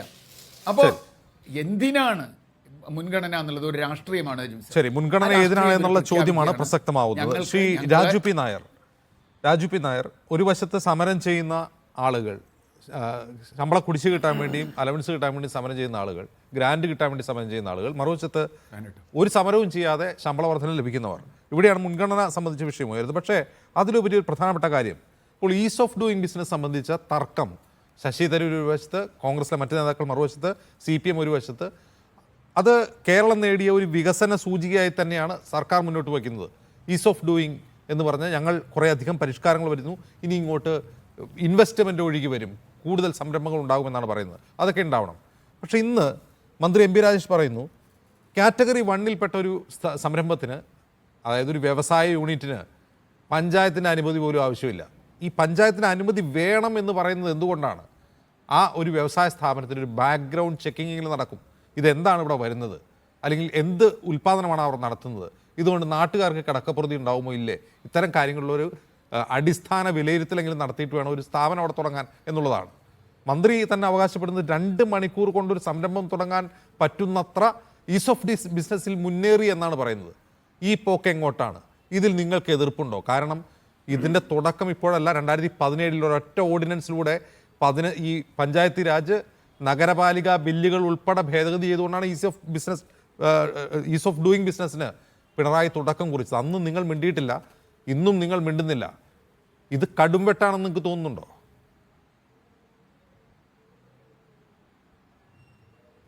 അല്ല, ഞങ്ങൾ മിണ്ടുന്നില്ല എന്ന് പറയുന്നത് തെറ്റാണ്. കഴിഞ്ഞ ദിവസങ്ങളിലെല്ലാം നടക്കുന്ന ചർച്ച എന്താണെന്നുള്ള അങ്ങേക്ക് വ്യക്തമായിട്ട് അറിയാം. ഞാൻ അതിലേക്ക് എത്താം. ഇപ്പോൾ ഇവിടെ ചർച്ച ചെയ്ത മറ്റു പല കാര്യങ്ങളുണ്ട്. ഇപ്പോൾ CR നീലകണ്ഠൻ ഇവിടെ ഉണ്ട്. CR നീലകണ്ഠൻ ഒരു പഴയ കമ്മ്യൂണിസ്റ്റാണ്. പക്ഷേ കാലത്തിനൊത്ത് സഞ്ചരിക്കാൻ കഴിയാതെ പോയൊരു കമ്മ്യൂണിസ്റ്റാണ്. അദ്ദേഹം പാവപ്പെട്ട ഈ മനുഷ്യർക്ക് വേണ്ടിയിട്ടും അതുപോലെ തന്നെ അന്തരീക്ഷത്തിന് വേണ്ടിയും പ്രകൃതിക്ക് വേണ്ടിയും അഴിമതിക്കെതിരായിട്ടുമൊക്കെ സംസാരിച്ചു. അങ്ങനെ സംസാരിച്ചുകൊണ്ട് ഒരു കമ്മ്യൂണിസ്റ്റ് മൂല്യങ്ങളിൽ നിന്ന് ഈ സംസ്ഥാനത്ത് അല്ലെങ്കിൽ ഈ രാജ്യത്ത് ജനക്ഷേമം നടപ്പാക്കാമെന്നും അല്ലെങ്കിൽ നീതി നടപ്പാക്കാമെന്നും വിശ്വസിച്ചു പോയ ഒരു കമ്മ്യൂണിസ്റ്റായിരുന്നു. പക്ഷെ അദ്ദേഹം മനസ്സിലാക്കിയില്ല. അദ്ദേഹത്തിന് പറ്റിയതെന്ന് വെച്ചാൽ അദ്ദേഹം പിണറായിയായി മാറാൻ ശ്രമിച്ചില്ല. കാരണം ഈ ബൂർഷ്വാസിയെ തോൽപ്പിക്കണമെങ്കിൽ ഏറ്റവും വലിയ ബൂർഷയാവണം എന്നുള്ള ഒരു സിനിമയിലുള്ള ഒരു ഡയലോഗ് ഉണ്ടല്ലോ, അത് അക്ഷരാർത്ഥത്തിൽ നടപ്പാക്കുന്ന കമ്മ്യൂണിസത്തോട് അദ്ദേഹത്തിന് യോജിച്ചു പോകാൻ കഴിഞ്ഞില്ല. അതുകൊണ്ടാണ്. അപ്പം അതുകൊണ്ട് അത്തരത്തിൽ ഇടതുപക്ഷ മൂല്യമോ ഇടതുമൂല്യമോ എന്ന് പറയുന്നിടത്ത് നിന്ന് ഇന്ന് കമ്മ്യൂണിസം മാറി പിണറായി എന്ന് പറയുന്നത് എനിക്ക് ഈ വോയിസ് തിരിച്ചേക്കുന്നതുകൊണ്ട് വലിയൊരു അസ്വസ്ഥയുണ്ട് കേട്ടോ. നോക്കണേ, അപ്പം ഈ പിണറായിയേക്കാൾ വലിയ പിണറായി എന്ന് പറയുന്നത് നരേന്ദ്രമോദിയേക്കാൾ വലിയ ഒരു കുത്തകയായി മാറുന്ന സാഹചര്യമാണുള്ളത്. ദൗർഭാഗ്യവശാൽ CR നീലകണ്ഠൻ വെറും നിരീക്ഷകൻ മാത്രമാണ്. പക്ഷെ അപ്പുറത്ത് ഇപ്പോൾ പുതുതായിട്ട് വരുന്ന ഇടതുപക്ഷ നിരീക്ഷകരുണ്ട്. എന്ത് ഇടതുപക്ഷമാണ് അവർ നിരീക്ഷിക്കുന്നതെന്ന് എനിക്ക് സംശയമുണ്ട്. കാരണം പലപ്പോഴും CPM-ന് പറയാൻ പറ്റാത്ത കാര്യങ്ങൾ ഇത്തരത്തിൽ നിരീക്ഷകരിലൂടെ പുറത്തു വരികയാണ്. ഇപ്പോൾ ഇത്രയും പ്രധാനപ്പെട്ട വിഷയമുണ്ട്. എന്തുകൊണ്ടാണ് അജിംസ് CPM-നെ ഈ ചർച്ചയിലേക്ക് വിളിക്കാതിരുന്നത് എനിക്ക് കാരണം PSCയുടെ ശമ്പള വർധനവ്, KV തോമസിന് അലവൻസ് വർധനവൊക്കെ ന്യായീകരിക്കാൻ CPM ആണല്ലോ വരേണ്ടത്. പിണറായിസ്റ്റുകളാണ്, CPM അല്ല ഇപ്പോഴത്തെ പിണറായിസ്റ്റുകൾ. പക്ഷേ ശരിക്കുള്ള ഇടതുബോധത്തിൽ നിൽക്കുന്ന CR നീലകണ്ഠൻ വെറും നിരീക്ഷകനും എന്നവർ ഇടതു നിരീക്ഷകമാവുന്ന വിധി വൈപരീത്യം നമ്മുടെ ചർച്ചകളിലൊക്കെ കാണുന്നതാണ്. കാരണം നിരന്തരമായി സംഭവിക്കുന്നതുകൊണ്ട് ഞാനിത് പറഞ്ഞു എന്ന് മാത്രമേ ഉള്ളൂ. തൊഴിലാളി നിയമം ഉൾപ്പെടെ 17 നിയമങ്ങളാണ് പിണറായി വിജയൻ ഭേദഗതി ചെയ്തത്. അന്ന് പ്രതിപക്ഷ നേതാവ് മിണ്ടിയിട്ടില്ല, രമേശ് ചെന്നിത്തലയാണ്. കോൺഗ്രസ് ആ കാര്യത്തെക്കുറിച്ച് ഒരു അക്ഷരം മിണ്ടിയിട്ടില്ല. അന്ന് ആകെ പ്രതികരിച്ചത് ആനത്തലവട്ടം ആനന്ദൻ എന്ന CITU നേതാവാണ്. അദ്ദേഹം പറഞ്ഞു ചുമട്ട് തൊഴിലാളി നിയമം ഭേദഗതി ചെയ്യാൻ ഞങ്ങൾ സമ്മതിക്കില്ല. അദ്ദേഹം യൂണിയൻ നേതാവാണ്. നിങ്ങൾക്ക് അതിലൊന്നും ഒരു എതിർപ്പുണ്ടായിരുന്നില്ല. ഇപ്പോൾ നോക്കൂ, പറഞ്ഞ് എവിടെയാണ് MP രാജേഷ് എത്തുന്നത്? ഒരു വ്യവസായ സ്ഥാപനം തുടങ്ങാൻ പഞ്ചായത്ത് അനുമതി പോലും വേണ്ട. ഈ പഞ്ചായത്ത് അനുമതി എന്തോ തടസ്സമായിട്ടാണ്, അതായത് ബിസിനസ് ചെയ്യുന്നതിൽ എന്തോ ഒരു തടസ്സമായിട്ടാണ് സർക്കാർ കാണുന്നത്. എന്തിനാണ് പഞ്ചായത്ത് അത് പരിശോധിക്കുന്നത്? പഞ്ചായത്ത് എന്തിനാണ് ലൈസൻസ് കൊടുക്കുന്നത് എന്ന അടിസ്ഥാന ബോധ്യം പോലുമില്ലാതെ ഒരു മന്ത്രി സംസാരിച്ചിട്ട് ഇപ്പോൾ മണിക്കൂർ കഴിഞ്ഞു. നിങ്ങളൊരു നിലപാട് ഇതുവരെ പറഞ്ഞിട്ടില്ല കാര്യത്തിൽ. അല്ലല്ല, ഞങ്ങൾ ഇത് ആദ്യം മുതൽ തന്നെ ഇത്തരത്തിലുള്ള ഈ നമ്മുടെ പഞ്ചായത്തുകളെ ദുർബലപ്പെടുത്തുന്ന നടപടികൾക്കെതിരായിട്ട്, പിന്നെ ഈസ് ഓഫ് ഡൂയിങ് എന്ന് പറയുന്ന ഒരു കൺസെപ്റ്റ് കേരളം വളരെ വലിയ രീതിയിൽ ഈ സംരംഭങ്ങൾക്കെതിരായിട്ട് നിൽക്കുന്ന ഒരു ഇമേജ് ഉള്ള ഒരു കാലത്ത് അതിനെ അല്പം പരിഷ്കരിച്ചുകൊണ്ട് സംരംഭകർക്ക് കൂടി അനുകൂലമായിട്ടുള്ള രീതിയിൽ മാറുന്നതിനെ ഞങ്ങൾ എതിർത്തിട്ടില്ല എന്നുള്ളത് ശരിയാണ്. അതിനെ ആശയത്തെ ഞങ്ങൾ എതിർത്തിട്ടില്ല. കാരണം എക്കാലത്തും എതിർത്തിരുന്നത് CPM-കാരാണ്. ഇപ്പോഴും ചെയ്തിരിക്കുന്നത് അവർക്ക് കിമ്പളം കൊടുത്തില്ലെങ്കിൽ ചെയ്യുന്നത് അവർ തന്നെയാണ്. ആന്തൂർ സാജനും അതുപോലെ തന്നെ സുജാതനും ഒക്കെ ഉൾപ്പെടെ നമ്മുടെ ഈ കോട്ടയത്തുണ്ടായിരുന്ന ഒരു പ്രവാസി ഉണ്ടായിരുന്നല്ലോ, പഞ്ചായത്തിന് മുമ്പിൽ പോയി ഇത് ചെയ്യേണ്ടി വന്ന ആള്. അപ്പൊ അങ്ങനെ ഒട്ടേറെ വിഷയമാണ്. അജിംസ്, എനിക്ക് ഇതൊന്നും ശരിയാക്കാവോ? എനിക്ക് ഭയങ്കരമായി രീതിയിൽ ടോക്ക് ബാക്ക് എടുത്ത് മാറ്റിയിട്ട് സംസാരിക്കും, ഉടൻ ശരിയാക്കാം. അപ്പൊ ഞാൻ അറിയില്ല, നിങ്ങൾ എന്നെ അടുത്ത് നിർത്തുമ്പോൾ എനിക്ക് അറിയാൻ പറ്റില്ല പ്രശ്നം. അപ്പം ഞാൻ പറഞ്ഞു വന്നത് ഈ ഇത്തരത്തിൽ ഉള്ള അങ്ങനെ ഒരു വ്യവസായ സൗഹൃദ സംസ്ഥാനമായിട്ട് മാറുന്നതിൽ അടിസ്ഥാനപരമായിട്ട് ഞങ്ങൾക്ക് യോജിക്കേണ്ട കാര്യമില്ല. പക്ഷെ ഇവിടെ എന്താ പ്രശ്നം? ഇവിടെ പ്രശ്നം ഇന്ന് അവർക്ക് വേണ്ടി ചുവപ്പ് പരവതാനി വിരിക്കുന്നത് മാത്രമല്ല, അവർക്ക് വേണ്ടി അങ്ങോട്ട് ചെന്ന് വിളിക്കുമ്പോൾ ബ്രൂവറീസ് പറയുന്നു. ബ്രൂവറീസ് അവർ കൊടുത്തിരിക്കുന്ന വാട്ടർ അതോറിറ്റി കൊടുത്തിരിക്കുന്ന കത്തിൽ പറഞ്ഞിരിക്കുന്നത് സംസ്ഥാന സർക്കാർ ഞങ്ങളെ ക്ഷണിച്ചിരിക്കുന്നു എന്നാണ് പറഞ്ഞത്. എന്തിനാ? എത്തനോൾ പ്ലാൻ ഉണ്ടാക്കാൻ വേണ്ടി. ഈ നാട്ടിലൊരു മദ്യനയം മാറിയത് കേരളത്തിലെ മുഴുവൻ ഡിസ്റ്റിലറികൾക്ക് പോലും അറിയാത്ത നിലയിൽ അവിടെ കാര്യങ്ങൾ നടക്കുമ്പോൾ പഞ്ചാബിലും മധ്യപ്രദേശിലും ഡൽഹിയിലും ഉൾപ്പെടെ കരിമ്പട്ടികയിൽ പെടുത്തേണ്ട രീതിയിൽ പ്രവർത്തനം നടത്തിയിട്ടുള്ള കമ്പനിയെ അങ്ങോട്ട് ചെന്ന് ക്ഷണിച്ചു കൊണ്ടുവരികയാണ്. അപ്പം ഇത് മുഴുവൻ അഴിമതിക്ക് വേണ്ടിയുള്ള കാര്യങ്ങളായിട്ട് മാറുമ്പോഴാണ് അത് പ്രശ്നം. അല്ലാണ്ട് ഞാൻ ചോദിക്കുന്നത്, ഒരു സംരംഭകന് ഒരു ആനുകൂല്യം കൊടുക്കുന്നതിനോ സിംഗിൾ വിൻഡോ ഉണ്ടാക്കുന്നതിനെയൊക്കെ ഞങ്ങൾ എതിർത്തിട്ടില്ല. ചില കാര്യങ്ങളിൽ ഇപ്പോൾ ചുമട്ടുതൊഴിലാളി നിയമത്തിനകത്ത് നോക്കുകൂലി ഉൾപ്പെടെയുള്ള പ്രശ്നങ്ങളുണ്ടായിരുന്നു. ആ പ്രശ്നങ്ങളെയൊക്കെ എന്നും നമ്മൾ എതിർത്തിട്ടുള്ളതാണ്. അപ്പം അത് ആത്യന്തികമായി കേരളത്തെ ഒരു സംരംഭക സൗഹാർദ്ദ സംസ്ഥാനമായി മാറ്റുന്നതിനെ സംബന്ധിച്ചിടത്തോളം ഞങ്ങൾക്ക് അടിസ്ഥാനപരമായി എതിർപ്പില്ല. പക്ഷെ ഇവിടെ പ്രശ്നം എന്താ? ഇവിടെ പഞ്ചായത്തുകളുടെ അധികാരം മുഴുവൻ കവർന്നെടുക്കുകയാണ്. നോക്കൂ, എന്തിനാ ഇന്ന് അവരാ ചെയ്യുന്നതിൻ്റെ കാര്യം? ബ്രൂവറീസ് ഇന്ന് OSSന്റെ എലപ്പുള്ളിയിൽ സ്ഥാപിക്കണമെങ്കിൽ പഞ്ചായത്തിന്റെ ഒറ്റ പ്രമേയത്തോടുകൂടി അല്ലെങ്കിൽ പഞ്ചായത്ത് ലൈസൻസ് കൊടുക്കില്ല എന്ന് തീരുമാനിച്ചാൽ നടപ്പാക്കാൻ കഴിയില്ല. ഇവിടെ CR സൂചിപ്പിച്ചല്ലോ, നേരത്തെ കൊക്കക്കോള എങ്ങനെയാണ് പൂട്ടിപ്പോകേണ്ടി വന്നത് എന്നുള്ളത് നമുക്കറിയാം. അപ്പൊ പഞ്ചായത്ത് അതിനകത്തൊരു നിലപാടെടുത്താൽ ആ വ്യവസായ സംരംഭം നടത്താൻ കഴിയില്ല എന്നുള്ളത് കൊണ്ട് OSS കമ്പനിയുടെ ഓപ്പറേഷൻസ് മാനേജർ MP രാജേഷും അതിന്റെ മാർക്കറ്റിംഗ് മാനേജർ പിണറായി വിജയനും കൂടി ആ OSS കമ്പനി അവിടെ കൊണ്ട് സ്ഥാപിക്കുന്നതിന് വേണ്ടി എടുക്കുന്ന തീരുമാനങ്ങളാണ്. അഴിമതിക്കപ്പുറം മറ്റൊന്നുമില്ല. അജിംസ്, ഒരു കാര്യം ഞാൻ പറയാം. ഈ ആശാ വർക്കർമാർ സമരം ചെയ്യുന്നത് 7000 രൂപയുടെ ഓണറേറിയത്തിനാണ്. 2 മാസം അവർക്ക് കൊടുത്തിട്ട് ആരാ ആശാ വർക്കർമാർ? ഈ സമൂഹത്തിലെ ഏറ്റവും താഴെക്കിടയിലുള്ള പാവപ്പെട്ട മനുഷ്യർ ഒരു വലിയ രീതിയിൽ അതിനകത്ത് സർക്കാരിൻ്റെ പദ്ധതികൾ ഉൾപ്പെടെ നടപ്പാക്കുന്നതിൽ വലിയ സംഭാവന കൊടുക്കുന്ന ഏറ്റവും സാധാരണക്കാരായ മനുഷ്യർ 7000 രൂപയാണ് ഓണറേറിയം. അതിനുവേണ്ടി സമരം ചെയ്യാണ്. ഞാൻ കുറച്ച് ദിവസങ്ങൾക്ക് മുമ്പ് ഈ ഇതിൻ്റെ ഇന്റർവ്യൂ ബോർഡിലുണ്ടായിരുന്നു. ഏതാ പറയുക, അംഗനവാടി വർക്കർമാരുടെ ഇന്റർവ്യൂ നടക്കുമ്പോൾ അവരോട് നമ്മുടെ ഉദ്യോഗസ്ഥർ പറയുകയാണ്, നിങ്ങൾക്ക് ശമ്പളം സമയത്തിന് കിട്ടില്ല, ചിലപ്പോൾ ആ കെട്ടിടത്തിന് വാടക കൊടുക്കാൻ പണം ചിലപ്പോൾ കിട്ടില്ല, വാടക അംഗനവാടിയാണെങ്കിൽ. അതുകൊണ്ട് നിങ്ങളുടെ കയ്യിൽ നിന്ന് ആ പണം മുടക്കേണ്ടി വരും. അത് കഴിയുമ്പോൾ നിങ്ങൾക്ക് മാസങ്ങൾക്ക് ശേഷമായിരിക്കും ചിലപ്പോൾ പണം കിട്ടുന്നത്. അത് ചെയ്യാൻ നിങ്ങൾക്ക് കഴിയുമോ എന്ന് ഉദ്യോഗസ്ഥർ ചോദിച്ചതാണ്. ഉദ്യോഗസ്ഥർ ചോദിക്കണോ ഇന്റർവ്യൂ ബോർഡിൽ? ഈ സ്ഥിതിയിൽ പോകുന്ന കേരളത്തിൽ ഇത്തരത്തിൽ സാധാരണക്കാരായ മനുഷ്യർക്ക് അവരുടെ പെൻഷൻ കൊടുക്കാൻ കഴിയാത്ത, കഴിഞ്ഞ സാമ്പത്തിക വർഷം കേവലം 12,000 വീടുകൾക്ക് മാത്രം സംസ്ഥാന സർക്കാരിന്റെ 1 ലക്ഷം രൂപ കൊടുത്ത ഒരു കേരളത്തിൽ എത്ര തുക എന്നല്ല, 1 രൂപ പോലും അവർക്ക് അനർഹമായിട്ട് നൽകിയാൽ അത് അശ്ലീലമാണ് അജിംസെ, അശ്ലീലം. അതല്ലാതെ ഇന്ന് ഈ PSC മെമ്പർമാർക്ക് കൊടുക്കുന്ന പണം വെച്ചുകൊണ്ട് ആശാ വർക്കർമാരുടെ ശമ്പളം കൊടുക്കാവോ എന്ന് ചോദിച്ചാൽ അത് ന്യായീകരണമാണ്. അവരുടെ മുന്നിൽ ഈ PSC മെമ്പർമാർക്കും ഗവൺമെന്റ് ലീഡർമാർക്കും ഉൾപ്പെടെ KV തോമസിന് ഉൾപ്പെടെ കൊടുക്കുന്ന പണം അശ്ലീലമാണ്. പക്ഷെ ദൗർഭാഗ്യവശാൽ കേരളത്തിന്റെ മുഖ്യമന്ത്രി വെറും അശ്ലീലമായി മാറിയിരിക്കുന്നു. എനിക്ക് പറയുന്നതിൽ ദുഃഖമുണ്ട്, പക്ഷെ അശ്ലീലമായി മാറിയിരിക്കുന്നു. അഭിരമിക്കുകയാണ്. ഇതിൽ കണ്ടില്ലേ, കഴിഞ്ഞ ദിവസം DIFക്കാർ പൊതിച്ചോറ് കൊടുക്കുന്നു എന്നുകൊണ്ടൊരു മനുഷ്യൻ ചൂണ്ടിക്കാണിച്ചതാ. അയാളെ അറസ്റ്റ് ചെയ്തുകൊണ്ടുപോയി. എന്താണ് ഈ കേരളത്തിൽ നടക്കുന്നത്? ഏത് ഇടതുപക്ഷമാണ് കേരളത്തിലുള്ളത്? ഇത് നരേന്ദ്രമോദിയേക്കാൾ വലിയ വലതുപക്ഷമായിട്ട് കേരളത്തിലെ CPM മാറിയിരിക്കുന്നു. അതുകൊണ്ട് തന്നെയാണ് അവരെ CPM എന്നും ഇടതുപക്ഷമെന്നും പറയാതെ പിണറായിസ്റ്റുകൾ എന്ന് പറയുന്നത്. ഒരു ബ്രേക്ക്. അതിഥികളെ തിരികെ ശ്രീ പ്രിയദർശൻ തമ്പി, ഇവിടെ ഇടതുപക്ഷത്തിൻ്റെ നിലപാട്, LDF നിലപാട് എന്ന് പറയുന്നത് മിക്കവാറും അത് CPM മുന്നോട്ട് വയ്ക്കുന്ന നിലപാടിന് മറ്റ് ഘടകകക്ഷികൾ പിന്തുണ കൊടുക്കുന്ന ഒന്നായിരിക്കും. ഇനി CPM നിലപാട് എന്താണ്? CPM ഔദ്യോഗിക നിലപാട് CPM കേന്ദ്ര കമ്മിറ്റിയും പോളിറ്റ് ബ്യൂറോയും സ്വീകരിക്കുന്ന നിലപാടുകളാണ്. പക്ഷേ കഴിഞ്ഞ സംസ്ഥാന സമ്മേളനത്തിൽ, ഈ വരാൻ പോകുന്ന സമ്മേളനത്തിലല്ല, കഴിഞ്ഞ സംസ്ഥാന സമ്മേളനത്തിൽ വരാൻ പോകുന്ന ഭാവി കാലത്തെക്കുറിച്ചുള്ള കുറിപ്പ് അവതരിപ്പിച്ചത്, പ്രമേയം അവതരിപ്പിച്ചത് മുഖ്യമന്ത്രി പിണറായി വിജയനാണ്. അദ്ദേഹം പോളിറ്റ് ബ്യൂറോ അംഗമാണ്. അദ്ദേഹത്തിൻ്റെ ആ കാഴ്ചപ്പാട്, അദ്ദേഹം അവതരിപ്പിക്കുന്ന കാഴ്ചപ്പാട് അത് പാർട്ടി തയ്യാറാക്കിയ പ്രമേയമാണോ അതല്ല അത് കേന്ദ്ര കമ്മിറ്റി അംഗീകരിച്ചൊരു പ്രമേയമാണോ ഒന്നും നമുക്കറിയില്ല. അതനുസരിച്ചാണ് സർക്കാർ മുന്നോട്ട് പോകുന്നുള്ളത് ശരിയാണ്. പക്ഷേ ഇത് എല്ലാ മാനദണ്ഡങ്ങളെയും എല്ലാ രാഷ്ട്രീയ വിശ്വാസങ്ങളെയും കാറ്റിൽ പറത്തുന്ന രീതിയിലുള്ള ഒന്നായി മാറുന്നില്ലേ?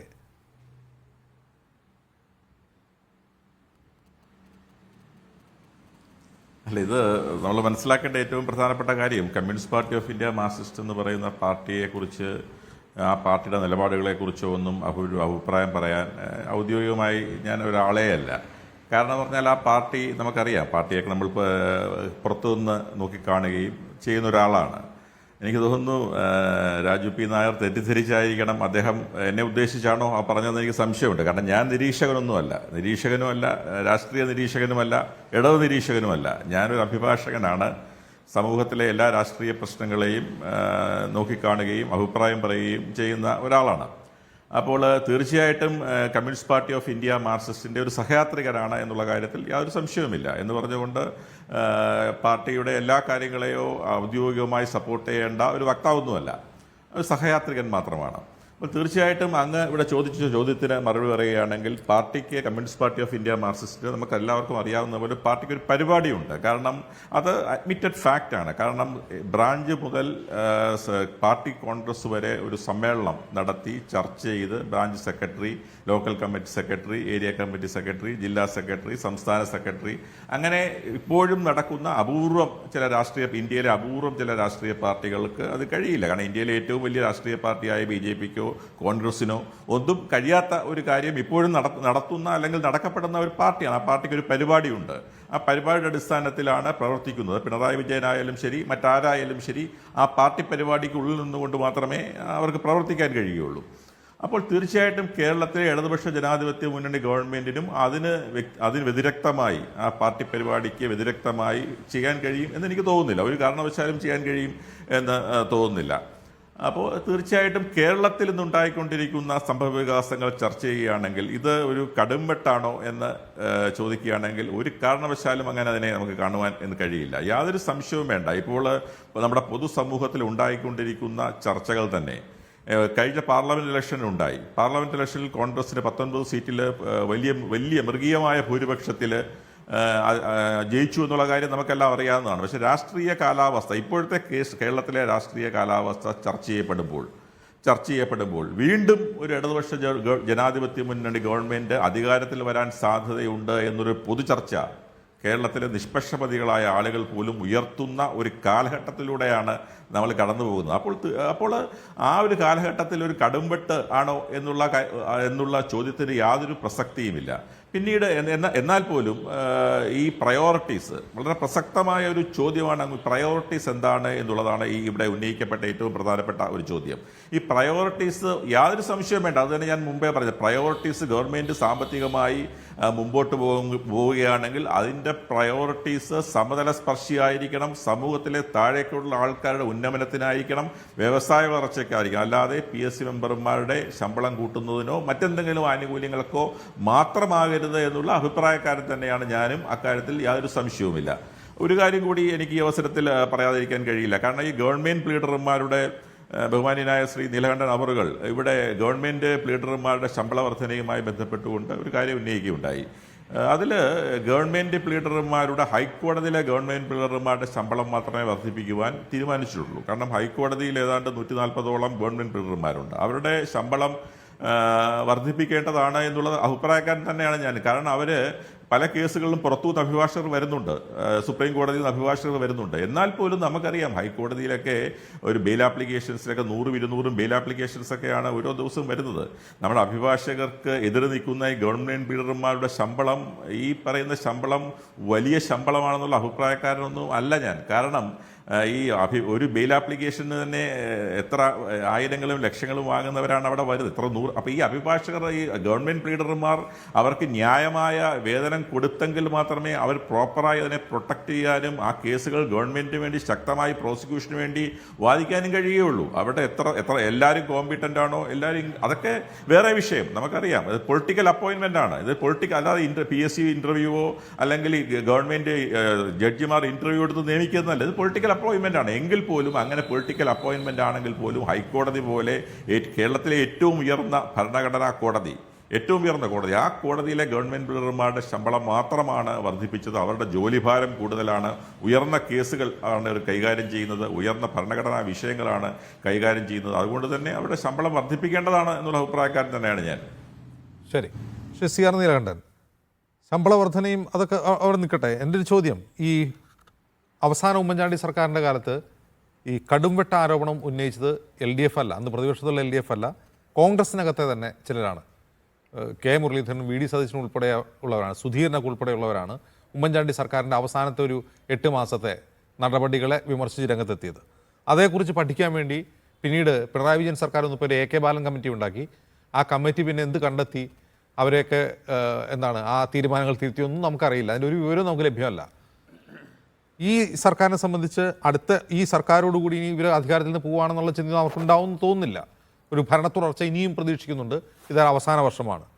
ഇപ്പോൾ തുടങ്ങി വെച്ച ഈ പരിഷ്കരണങ്ങളുടെ ദിശ എങ്ങോട്ടാണ്? ഇത് മറ്റൊരു കടുംവെട്ടായി തോന്നുന്നുണ്ടോ? അല്ല, ഇനി അടുത്ത ഭരണം വരുമോ വരില്ലയോ എന്നുള്ളതൊക്കെ നമുക്ക് 2026 ഏപ്രിൽ മെയ് മാസത്തിൽ തെരഞ്ഞെടുപ്പിൽ തീരുമാനിക്കാം. ഞാനിപ്പോൾ അതിനെപ്പറ്റിയൊന്നും, ഞാൻ രാഷ്ട്രീയ പണ്ഡിതനൊന്നുമല്ല, ഒരു പ്രവാചകനുമല്ല, അത് ഞാനിപ്പോൾ പറയുന്നില്ല. എൻ്റെ ചോദ്യം, ഇപ്പോഴുള്ള ഗവൺമെൻറ്, ഇപ്പോൾ പുതിയ ഗവൺമെൻറ് വന്നാലും വേറൊരു പാർട്ടിയുടെ ഗവൺമെൻറ് വന്നാലും ഇപ്പോൾ UDF ഗവൺമെൻറ് വന്നാലും എൻ്റെ നിലപാട് ഇത് തന്നെയായിരിക്കും. അപ്പോൾ UDF ആയതുകൊണ്ട് എൻ്റെ നിലപാടിൽ ഒരു മാറ്റമില്ല. അന്ന് കടുംവെട്ട് എന്ന് പറഞ്ഞപ്പോൾ അത് പറഞ്ഞ ഒരാളാണ് ഞാൻ. VM സുധീരൻ്റെ കൂടെ നിന്ന് കടുംവെട്ടാണ് എന്ന് പറഞ്ഞ ഒരാളാണ്. അത് ഉമ്മൻചാണ്ടി സർക്കാരിനോ UDFനോ എത്രത്തോളം പ്രോബ്ലം ഉണ്ടാക്കി എന്നുള്ളത് അവർ തീരുമാനിക്കട്ടെ. കാരണം എന്നെ സംബന്ധിച്ചിടത്തോളം അതിൽ കടുംവെട്ടാന്ന് തോന്നി. ഇന്ന് ഈ സർക്കാർ കടുംവെട്ടാണ് എന്ന് പറയാൻ എനിക്ക് ഒരു മടിയുമില്ല. കാരണം ഞാൻ നേരത്തെ പറഞ്ഞതാണ് കാര്യം. ഒന്ന്, ഈ ബ്രൂവറി അടക്കമുള്ള വിഷയങ്ങളിൽ ഈസ് ഓഫ് ഡൂയിങ് ബിസിനസ് എന്ന് പറയുന്ന തട്ടിപ്പ് പരിപാടിയിൽ, തട്ടിപ്പ് എന്ന് പറഞ്ഞാൽ തങ്ങൾക്ക് ആവശ്യമുള്ളവർക്ക് ഈസാവും, അത്രയേ ഉള്ളൂ. ഈസ് ഓഫ് ഡൂയിങ് ബിസിനസ്, ഇപ്പോൾ മോഡിയുടെ ഈസ് ഓഫ് ഡൂയിങ് ബിസിനസ് എങ്ങനെയാണ്? അദാനിക്കാണ് ഈസ് ഓഫ് ഡൂയിങ് ബിസിനസ്. അദാനിക്ക്, മോഡിക്ക് വേണ്ട ആൾക്ക് കിട്ടും, ബാക്കിയുള്ളവർക്ക് കിട്ടില്ല. ബാക്കിയുള്ളവർക്കൊന്നും അത്ര എളുപ്പമല്ല ബിസിനസ്. അദാനിക്ക് ഇങ്ങനെ വളരാൻ പറ്റും. അതുപോലെ ചില സ്ഥാപിത താല്പര്യക്കാർക്ക് സർക്കാരുമായി പണമായോ വേറെ ഏതെങ്കിലും തരത്തിലോ ബന്ധമുള്ള ആളുകൾക്ക് മാത്രം ഈസ് ഓഫ് ഡൂയിങ് ബിസിനസ്സാണ്. അവിടെയാണ് എൻ്റെ ചോദ്യം. പഞ്ചായത്തുകൾ, ഇപ്പോൾ 2017 വിഷയത്തെക്കുറിച്ച് ഒരുപാട് എഴുതുകയും പറയുകയും പ്രസംഗിക്കുകയും ചെയ്തിട്ടുള്ള ഒരാളാണ് ഞാൻ. പഞ്ചായത്ത് സെക്രട്ടറിക്ക് അധികാരം കൊടുത്തൊരു ഉത്തരവായിരുന്നു അത്. ജഡ്ജിന് ഓർമ്മയുണ്ടാവും. പഞ്ചായത്ത് സെക്രട്ടറി പറഞ്ഞാൽ മതി, പഞ്ചായത്ത് കമ്മിറ്റി പറയണ്ട. പഞ്ചായത്ത് സെക്രട്ടറി. അപ്പോൾ നാട്ടിലൊക്കെ ഈ പഞ്ചായത്ത് സെക്രട്ടറി നിയമിക്കുന്നത് ഗവൺമെൻറ്റാണ്. എത്ര പഞ്ചായത്തുകളിൽ എനിക്കറിയാം, ക്വാറിക്ക് പഞ്ചായത്ത് സെക്രട്ടറി അനുമതി കൊടുക്കും, പഞ്ചായത്ത് വേണ്ടാന്ന് പറയും. ഇത് മണ്ണെടുപ്പിന്, ഇങ്ങനെ നിരവധി വെള്ളമെടുപ്പിനൊക്കെ നമ്മൾ കണ്ടിട്ടുണ്ട്. അപ്പോൾ ഈ പഞ്ചായത്ത് സെക്രട്ടറിയെ പിടിച്ചാൽ നടക്കും. എന്നിട്ട് പഞ്ചായത്ത് സെക്രട്ടറി പറയും. അപ്പോൾ പിന്നെ ഒന്നാമത് പഞ്ചായത്ത് സെക്രട്ടറിക്ക് അധികാരം കൊടുത്താൽ പിന്നെ പഞ്ചായത്ത് കമ്മിറ്റിക്ക് അത് ചോദ്യം ചെയ്യാൻ പറ്റില്ലെങ്കിൽ പിന്നെ എന്തർത്ഥമാണ് ജനാധിപത്യത്തിനുള്ളത്? മുഖ്യമന്ത്രിയേക്കാൾ അധികാരം ചീഫ് സെക്രട്ടറിക്ക് കൊടുത്താൽ ചീഫ് സെക്രട്ടറി തീരുമാനിച്ചാൽ മതി, മുഖ്യമന്ത്രി അത് അടിയിൽ ഒപ്പിട്ട് കൊടുത്താൽ മതി എന്ന് പറഞ്ഞാൽ സമ്മതിക്കാൻ പറ്റുമോ? പഞ്ചായത്ത് അതേ ഘടനയാണ്. പഞ്ചായത്ത് സെക്രട്ടറി എന്ന് പറയുന്നത് പഞ്ചായത്തിൻ്റെ ചീഫ് സെക്രട്ടറിയാണ്. പഞ്ചായത്തിൻ്റെ മുഖ്യമന്ത്രി എന്ന് പറയുന്നത് പഞ്ചായത്ത് പ്രസിഡന്റാണ്. ഇതൊക്കെ ഭരണഘടനയിൽ എഴുതി വയ്ക്കുകയും രാജ്യം മുഴുവൻ നടന്ന് പഠിപ്പിക്കുകയും, നേരത്തെ അദ്ദേഹം പറഞ്ഞ പോലെയല്ല, ഞാൻ 30 വർഷം കമ്മ്യൂണിസ്റ്റ് പാർട്ടിയിൽ പ്രവർത്തിച്ച ആളാണ്. ഈ ജനകീയാസൂത്രണത്തിൻ്റെ കാലത്ത് കവല തോറും ഗ്രാമസഭ തോറും സെമിനാറുകൾ തോറും ഇതിനു വേണ്ടി വാദിച്ച ആളാണ്. എന്താ കാര്യം? പഞ്ചായത്തുകൾക്ക് ഈ അധികാരം കിട്ടിയാൽ നമുക്ക് അവരുടെ വെള്ളം സംരക്ഷിക്കാം ഇത് പറഞ്ഞിട്ട്. ഇപ്പോൾ അത് ഒറ്റയടിക്കങ്ങ് ഇല്ലാതാവുകയാണ്. അവിടുത്തെ വെള്ളം എടുത്താലും പഞ്ചായത്തിന് കുഴപ്പമില്ല, മണ്ണ് നശിപ്പിച്ചാലും പഞ്ചായത്തിന് കുഴപ്പമില്ല. ഇവിടെയാണ് പ്രശ്നമുള്ളത്. പിന്നെ പഞ്ചായത്തുകൾക്ക് എന്താ ആസൂത്രണം നടപ്പാവുക? അവരുടെ വെള്ളം നശിച്ചാൽ പിന്നെ പഞ്ചായത്തിന് എന്താ ആസൂത്രണം നടപ്പാവുക? അവിടുത്തെ കുടിവെള്ളം, ഈ എലപ്പുള്ളി പഞ്ചായത്തിൽ കഴിഞ്ഞ വർഷം 12 ലക്ഷം രൂപയാണ് മുടക്കിയത് കുടിവെള്ളം കൊടുക്കാൻ. പഞ്ചായത്ത് കുടിവെള്ള വിതരണത്തിന്, ടാങ്കറിൽ വിതരണത്തിന് 12 ലക്ഷം രൂപ. 700 മില്ലിമീറ്റർ മാത്രം മഴ കിട്ടുന്ന ഒരു മഴനിഴൽ പ്രദേശത്ത് മഴക്കുഴി ഉണ്ടാക്കുന്നൊക്കെ പറഞ്ഞ് നമുക്ക് അതിൻ്റെ കണക്കൊക്കെ അറിയാം. ഇപ്പോൾ മന്ത്രി പറയുന്നത് കിൻഫ്ര എന്നാണ് വരികയാണ്. അദ്ദേഹം പോയി ഏതോ ഒരു മഴക്കുഴി കാണിച്ചു അഹല്യയിൽ. അവിടെ എത്ര ഏക്കർ സ്ഥലമുണ്ടെന്നൊന്നും ചോദിച്ചാൽ മതി, വേറെ ഒന്നും ചോദിക്കണ്ട. അഹല്യയിൽ എത്ര ഏക്കർ സ്ഥലത്താണ് മഴക്കുഴി, ഈ മഴ വെള്ള സംഭരണി? എത്ര ഏക്കറുണ്ട് ഇവിടെ ആകെ 26 ഏക്കറേ ഉള്ളൂ. ഇത് പ്ലാന്റിനും എല്ലാം കൂടി. അവിടെ അതല്ല, അവിടെ 100 ഏക്കറുണ്ട്. അത് കയ്യേറ്റാന്ന് CPM തന്നെ ഒരു കാലത്ത് പറഞ്ഞിട്ടുണ്ട്. ഞാൻ വയലിക്കൊന്നും പോകുന്നില്ല. അപ്പോൾ പ്രശ്നം എന്താ? പ്രശ്നം പഞ്ചായത്തിന് ഇതിന് അധികാരമില്ലെങ്കിൽ നാളെ പഞ്ചായത്തിൽ വെള്ളമില്ലാണ്ടായാൽ സർക്കാർ കൊടുക്കുമോ? കൊടുക്കില്ല. സർക്കാർ പറയും നിങ്ങൾ മേടിച്ചു. ഒരു വാട്ടർ അതോറിറ്റിയുടെ പൈപ്പില്ല എലപ്പള്ളി പഞ്ചായത്തിൽ. അവർക്ക് വാട്ടർ അതോറിറ്റിയിൽ നിന്ന് വെള്ളം കൊടുക്കാമെന്ന് പറയണത് ബ്രൂവറിക്ക്. ഇത് ആദ്യം ഇവിടെയാണ് പ്രയോറിറ്റി വരുന്നത്. ആദ്യം വെള്ളം കൊടുക്കേണ്ടത് എവിടെയാണ്? ഈ ടാങ്കറിൽ വെള്ളം കുടിക്കുന്ന ഇവരോട് ഈ 10 mld വേണ്ട, 1 mld വെള്ളം ഞങ്ങൾ കൊടുക്കാം ഈ പഞ്ചായത്തിലെ ജനങ്ങൾക്ക്, നിങ്ങൾ വാട്ടർ അതോറിറ്റി അത് ചെയ്യാം എന്ന് പറഞ്ഞാൽ മതി. അത് ചെയ്യുമോ? ഇല്ല. ഒരു തുള്ളി വെള്ളം വാട്ടർ അതോറിറ്റി കൊടുക്കാത്തൊരു പഞ്ചായത്തിലേക്ക് 10 mld വെള്ളം കിൻഫ്രയ്ക്ക് പേരിൽ ഇവർക്ക് കൊടുക്കുമെന്നാണ്. കിൻഫ്രയ്ക്ക് കൊടുക്കാമെന്ന് തീരുമാനിച്ചത് വേറെ കാരണമുണ്ട്. കിൻഫ്രയിൽ ഒരുപാട് വ്യവസായങ്ങളുണ്ട്. പക്ഷെ ആ ഒരു വ്യവസായവും വെള്ളം പ്രധാന അസംസ്കൃത വസ്തുവായിട്ടുള്ള വ്യവസായമല്ല. വെള്ളം അസംസ്കൃത വസ്തുവായ ഒരു വ്യവസായം ഒരു സ്ഥലത്ത് കൊണ്ടുവന്നാൽ ആ പഞ്ചായത്തിന് അതിൻ്റെ ദുരന്തം എന്തായിരിക്കുമെന്നറിയാൻ ഒരു ബുദ്ധിമുട്ടുമില്ല.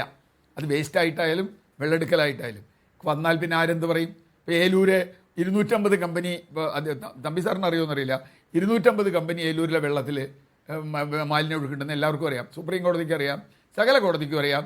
കമ്മീഷനെ വെച്ചു, എല്ലാം വെച്ചു. ഇപ്പോഴും തുടരല്ലേ? ആർക്കെങ്കിലും പൂട്ടാൻ പറ്റുമോ? ആർക്കും പൂട്ടാൻ പറ്റില്ല. വെള്ളം പിന്നെ കുറേ പ്രായം വന്ന് കുറേ ഒഴിച്ചു പോയപ്പോൾ കുറേ പോയിന്ന് ഞാൻ വിചാരിക്കുന്നുണ്ട്. ഇപ്പോഴും അടിയിലുണ്ട്. ശരി. അപ്പം ചുരുക്കത്തിൽ പഞ്ചായത്തിന് അധികാരം കൊടുക്കുക അല്ല എന്ന് പറയുന്നത് കടും വെട്ടിനുള്ള തീരുമാനം തന്നെയാണ്. ഇതിന് മാത്രമല്ല, ഇപ്പം നാളെ പാറക്കോറികൾക്ക് വരും, മറ്റേ ട്രഷറി യൂണിറ്റിന് വരും, വെള്ളം എടുത്തിട്ട് കുപ്പിവെള്ളം എടുക്കുന്ന കമ്പനിക്ക് വരും, ഒക്കെ വരില്ലേ? ശരി. ശ്രീ രാജു പി നായർ, ഈ ചോദ്യം മൗലികമായി LDF-നും UDF-നും ഈ പറയുന്ന കാര്യങ്ങളിലൊന്നും അഭിപ്രായ ഭിന്നതയില്ല എന്നുള്ളിടത്താണ്. അതായത് നിങ്ങൾ വരുമ്പോൾ ഇപ്പോൾ ഇതുവരെ മുന്നോട്ട് കൊണ്ടുപോയ പരിഷ്കാരങ്ങൾ, ഈസ് ഓഫ് ഡൂയിങ് ബിസിനസ് എന്ന പേരിൽ നടത്തിയ പരിഷ്കാരങ്ങൾ, കഴിഞ്ഞ ആഴ്ച മറ്റൊരു സംഭവം കൂടി ഉണ്ടായി ശ്രീ രാജു പി നായർ, മറന്നുപോയതാണ് പറയാൻ.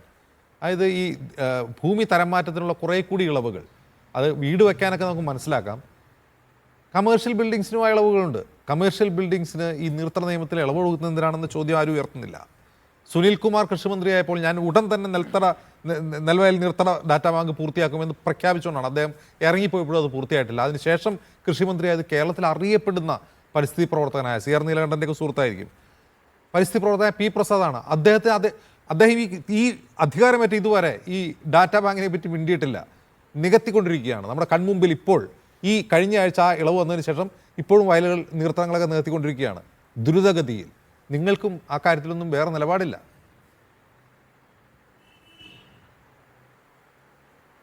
അജിംസ, അത് ഞാൻ അതിലേക്ക് വരാൻ മുമ്പായിട്ട് ഞാനിവിടെ ഈ നിരീക്ഷകനാണോ അതോ എന്തായിട്ടാണ് വന്നിരിക്കുന്നത് എനിക്കറിയില്ല. ഇത്തരത്തിലുള്ള മിക്ക ചർച്ചകളിലും ഇന്ന് ഈ നിരീക്ഷകരാണ് CPM-ന് വേണ്ടിയിട്ടുള്ള പണിയെടുക്കുന്നത്. എന്തുകൊണ്ടാണ് ഈ ചർച്ചയിൽ അജിംസ് CPM-നെ വിളിച്ചതാണ് രാജു പി നായർ. അവരുടെ സംസ്ഥാന കമ്മിറ്റി ഉണ്ട്, മറ്റു ചില യോഗങ്ങളുണ്ട്, അതുകൊണ്ട് ആരും ഫ്രീ അല്ലാത്തതുകൊണ്ടാണ് അവർ ആളെ വിടാത്തതെന്നാണ് പറഞ്ഞത്. അപ്പൊ അജിംസെ നിങ്ങൾ അത് പ്രേക്ഷകരോട് പറയണ്ടേ? ഈ ചർച്ചയുടെ ആദ്യം തന്നെ CPM-നെ ഈ ചർച്ചയ്ക്ക് വിളിച്ചിട്ട് CPM ചർച്ചയിൽ പങ്കെടുക്കുന്നില്ല എന്നങ്ങ് പറയണ്ടേ? അപ്പോഴല്ലേ ജനങ്ങൾക്ക് മനസ്സിലാവൂ ഈ കാണിക്കുന്ന കള്ളത്തരം തങ്ങൾക്ക് പോലും ന്യായീകരിക്കാൻ കഴിയാത്ത രീതിയിലുള്ള വലിയ കൊള്ളയാണ് നടക്കുന്നതെന്ന് ജനങ്ങൾക്ക് അപ്പോഴേ മനസ്സിലാവുള്ളൂ. CPM-ന് ന്യായീകരിക്കാനിരുന്നില്ല. ഞാൻ മനഃപൂർവ്വം തന്നെ ചോദിച്ചത്. മീഡിയ മാത്രമല്ല, ഇന്ന് നടക്കുന്ന ഈ ചർച്ച നടക്കുന്ന ഒരു ചർച്ചയിലും CPM ആളെ വിടുന്നില്ല. പകരം ഇത്തരത്തിലുള്ള പ്രോക്സികൾ വരും. അദ്ദേഹം പറയുന്നു, ഞാൻ ഇടതുപക്ഷ നിരീക്ഷകനല്ല, ഞാൻ സഹയാത്രികനാണ്, ഞാൻ അടുത്ത പ്രാവശ്യം പിണറായി വിജയൻ അധികാരത്തിൽ വരും. എനിക്ക് ഉറപ്പുണ്ട് 2024 നടന്ന തെരഞ്ഞെടുപ്പിൽ, ലോക്സഭാ തെരഞ്ഞെടുപ്പിന് മുമ്പ് 20-20 സീറ്റും ജയിക്കും എന്ന് അദ്ദേഹത്തിന് അഭിപ്രായം ഉണ്ടായിക്കാണിരിക്കും. അപ്പോൾ അത്തരത്തിലുള്ള നിഷ്പക്ഷത ചമയുന്ന ആൾക്കാരെ കൊണ്ടുവന്ന് ജനങ്ങളെ തെറ്റിദ്ധരിപ്പിക്കരുത്. ഒരു സർക്കാരും ആ സർക്കാരിനെ പ്രതിദാനം ചെയ്യുന്ന പാർട്ടിയും എടുക്കുന്ന തീരുമാനങ്ങൾ എന്താണെന്ന് ജനങ്ങളുടെ മുമ്പിൽ പറയാനുള്ള ആർജവം കാണണം. ഇല്ലെങ്കിൽ ഒളിക്കുകയാണ്. ഈസ് ഓഫ് ഡൂയിങ് ബിസിനസിന്റെ 3,40,50,000 കണക്ക് പറഞ്ഞിട്ട് ആ രേഖ ഞങ്ങൾ തരില്ല എന്ന് പറയുന്ന കള്ളത്തരം തന്നെയാണ് ഇതിനകത്തുള്ളത്. നോക്കൂ, അജിംസ് പറയുന്നത് തെറ്റാണ്. ഞങ്ങൾ പലപ്പോഴും ഇത്തരത്തിലുള്ള പ്രശ്നങ്ങൾ ഉയർത്തിക്കൊണ്ട് ഞങ്ങളത് കൊണ്ടുവരുന്നുണ്ട്. ഈ നാടിന്റെ പ്രശ്നങ്ങൾ ഉയർത്തി നിയമസഭയിൽ ഉൾപ്പെടെ കൊണ്ടുവരുന്നുണ്ട്. ഒരു കാര്യം ഞാൻ ഉറപ്പ് പറയാം, കേരളത്തിൽ കോൺഗ്രസിന്റെ UDF-ന്റെ ഒരു ഭരണം ഉണ്ടായിക്കഴിഞ്ഞാൽ ആ ഭരണത്തിൽ ഇത്തരത്തിലുള്ള തീരുമാനമെടുക്കാൻ ഏതെങ്കിലും മുഖ്യമന്ത്രിയോ നേതാവോ തീരുമാനിച്ചിട്ടുണ്ടെങ്കിലും താല്പര്യമുണ്ടെങ്കിൽ പോലും അത് നടക്കില്ല. കാരണം അത് നടക്കാൻ കഴിയുന്ന ജൈവികമായ ഘടനയല്ല കോൺഗ്രസ് ഉള്ളത്. അതുകൊണ്ടാണല്ലോ നിങ്ങൾ പറയുന്നത് ഉമ്മൻചാണ്ടി സർക്കാരിന്റെ അവസാന കാലത്തെ തീരുമാനങ്ങൾ പ്രതിഷേധമുണ്ടായി, ആ പ്രതിഷേധങ്ങൾ തിരുത്തപ്പെട്ടു. എവിടെന്നാ പ്രതിഷേധം ഉണ്ടായത്? കോൺഗ്രസിനകത്തു നിന്നാണ് പ്രതിഷേധം ഉണ്ടായത്. VM സുധീരൻ ഉൾപ്പെടെയുള്ള മറ്റു മെത്രാങ്കായൽ ഉൾപ്പെടെ പറവൂര് സന്തോഷിന് സ്ഥലം കൊടുത്ത ഉൾപ്പെടെയുള്ള പ്രശ്നങ്ങളുണ്ടായത് കോൺഗ്രസിനകത്തു നിന്നാണ്. കോൺഗ്രസിന്റെ ഘടന വെച്ചുകൊണ്ട് സർവാധിപത്യമുള്ള ഒരു നേതാവുമില്ല. പിണറായി വിജയൻ പറഞ്ഞാൽ ബിനോയ് വിശ്വം പോലും മുട്ടിലെഴയുന്ന അവസ്ഥ UDF-നകത്തുമില്ല. ഞങ്ങൾക്ക് തെറ്റിയാൽ ഞങ്ങളെ ലീഗ് തിരുത്തും, ഞങ്ങൾ മറ്റ് ഘടകകക്ഷികൾ ഞങ്ങളെ തിരുത്തും. ഇത് MN സ്മാരകത്തിൽ പോയിട്ട് ഞരങ്ങാൻ പോലും കഴിയാതെ ഈ ബിനോയ് വിശ്വം എന്നൊക്കെ പറഞ്ഞാൽ ഞങ്ങൾക്കൊക്കെ ബഹുമാനം ഉണ്ടായിരുന്ന നേതാവാണ്. ഒരു പക്ഷേ ഈ രാഷ്ട്രീയത്തിലെ ഇന്നത്തെ രാഷ്ട്രീയത്തിൽ ഏറ്റവും കൂടുതൽ സ്പേസ് എടുക്കേണ്ട നേതാവായിരുന്നു. കാരണം ഇടതു മൂല്യമുള്ളവർ പിണറായിസ്റ്റുകളുടെ കീഴിൽ നിന്ന് പോയിക്കൊണ്ടിരിക്കുന്ന സമയമാണ്. അവർ BJP-യിലേക്ക് പോകാതിരിക്കണമെങ്കിൽ ഇടതു ബദൽ ഉണ്ടാവണമായിരുന്നു. ആ ബദൽ ആവേണ്ട ഒരു രാഷ്ട്രീയ പാർട്ടിയായിരുന്നു CPI. പക്ഷെ ആ ബിനോയ് വിശ്വം എന്ന് പറയുന്ന നേതാവ് പോലും പിണറായി വിജയന്റെ കാലിന്റെ ഇടയിൽ ഞരങ്ങുകയല്ലേ, മുട്ടിനിടയിൽ കിടന്ന് ഞരങ്ങുകയല്ലേ. എന്തായിരുന്നു ബ്രൂവറിയിലെ നിലപാട്? എന്താണ് ഈസ് ഓഫ് ഡൂയിങ് ബിസിനസ്സിലെ നിലപാട്? എന്താണ് സർക്കാരിന്റെ മറ്റു പല കാര്യങ്ങളിലുള്ള നിലപാട്? വെറുതെ കിടന്നിട്ട് എവിടെയെങ്കിലും ഒരു പ്രസ്താവന നടത്തിയിട്ട് അവരെ മുഴുവൻ വഞ്ചിക്കുകയാണ്. അങ്ങ് പറഞ്ഞല്ലോ പ്രസാദിന്റെ നിലപാട് ഉൾപ്പെടെ. ഈ തരത്തിൽ ഇന്ന് കേരളത്തെ കൊള്ളയടിക്കുന്ന സംഘമായിട്ട് പിണറായിസ്റ്റുകളുടെ സംഘം മാറി. ഇവിടെ അഡ്വക്കേറ്റ് പറയുകയുണ്ടായി, കേന്ദ്ര തീരുമാനത്തിന് വിധേയമായിട്ട് മാത്രമേ പിണറായി വിജയൻ പ്രവർത്തിക്കാൻ പറ്റൂ. ഏത് കേന്ദ്ര നേതൃത്വം? ഇന്ന് കേന്ദ്ര നേതൃത്വത്തിന് എന്തെങ്കിലും നിലപാടുണ്ടോ? കേന്ദ്ര നേതൃത്വം പറഞ്ഞിട്ടാണോ കഴിഞ്ഞ തെരഞ്ഞെടുപ്പിന് ശേഷം കേരളത്തിൽ തെരഞ്ഞെടുപ്പിന് ശേഷം ഒരു ആകെയുള്ള CPM-ന്റെ എന്ന് പറയാൻ കഴിയുന്ന ഒരു മുഖ്യമന്ത്രി ഈ വാളയാർ വിട്ട് മറ്റിടത്ത് പോയിട്ട് മോദിക്കെതിരെ സംസാരിക്കാഞ്ഞത്? CPM-ന്റെ കേന്ദ്ര നേതൃത്വം പറഞ്ഞിട്ടാണോ ഈ കഴിഞ്ഞ ധൂർത്തും ഈ കഴിയുന്ന അഴിമതി മുഴുവൻ കാണിക്കുന്നത്? അങ്ങനെയാണെങ്കിൽ നിങ്ങൾ CPM-ന്റെ നിലപാട് നാടിനെ കൊള്ളയടിക്കുക എന്നുള്ളതാണ് CPM-ന്റെ കേന്ദ്രത്തിലുള്ള നിലപാട് എന്ന് നിങ്ങൾ അംഗീകരിക്കേണ്ടി വരും. ബൂർഷാസികളുടെ സമരം നിങ്ങൾ അവസാനിപ്പിച്ചു എന്ന് നിങ്ങൾ അംഗീകരിക്കേണ്ടി വരും. ഈ പറയുന്ന ജലചൂഷണത്തിന്, പ്രകൃതി ചൂഷണത്തിന് CPM ഒറ്റക്കെട്ടായിട്ട് ഞങ്ങൾ നിൽക്കുന്നു, ഞങ്ങളുടെ തീരുമാനമാണ് OSS-ലൂടെ എലപ്പുഴയിൽ നടപ്പാക്കാൻ പോകുന്നത് നിങ്ങൾ പറയേണ്ടി വരും. വെറുതെ വാക്ക് പറഞ്ഞ് ഇത്തരത്തിലുള്ള അഭ്യാസം കാണിച്ചാൽ ഇതൊന്നും രക്ഷപ്പെടില്ല. നിങ്ങളെ സംബന്ധിച്ചിടത്തോളം ഇന്ന് സാമാന്യമായിട്ട് നിൽക്കുന്ന രാഷ്ട്രീയ നിരീക്ഷകർ എന്ന് പറയുന്നവരും യാത്രികർ എന്ന് പറയുന്നവർക്ക് പോലും പിണറായി വിജയൻ ചോദ്യം ചെയ്യാൻ കാറ്റഗറി 1 വ്യവസായങ്ങൾക്ക് പഞ്ചായത്തിന് ലൈസൻസ് വേണ്ട എന്ന് പറയുമ്പോൾ ഏതാണ് കാറ്റഗറി 1 വ്യവസായങ്ങൾ എന്ന് വിശദീകരിക്കാൻ മന്ത്രി MB രാജേഷിനാവുന്നില്ല, മന്ത്രി P രാജീവിനാവുന്നില്ല. എലപ്പുള്ളിയിലെ ബ്രൂവറി കാറ്റഗറി 1-ൽ പെടുമോ എന്നത് നോക്കിയിട്ട് പറയാമെന്നാണ് മന്ത്രി പറയുന്നത്. ആ സാഹചര്യത്തിലാണ് സർക്കാർ നിലപാട് വിശദീകരിക്കാൻ ആളുകളിൽ അതായി മാറുന്നതും അവ്യക്തത നിലനിൽക്കുന്നതും നാളെയും ഈ അവ്യക്തത തുടരുന്നതും. നന്ദി ശ്രീ രാജു P നായർ, പ്രിയദർശൻ തമ്പി, CR നീലകണ്ഠൻ. ഇത്രയും സംസാരിച്ചതിന് ഇടവേള.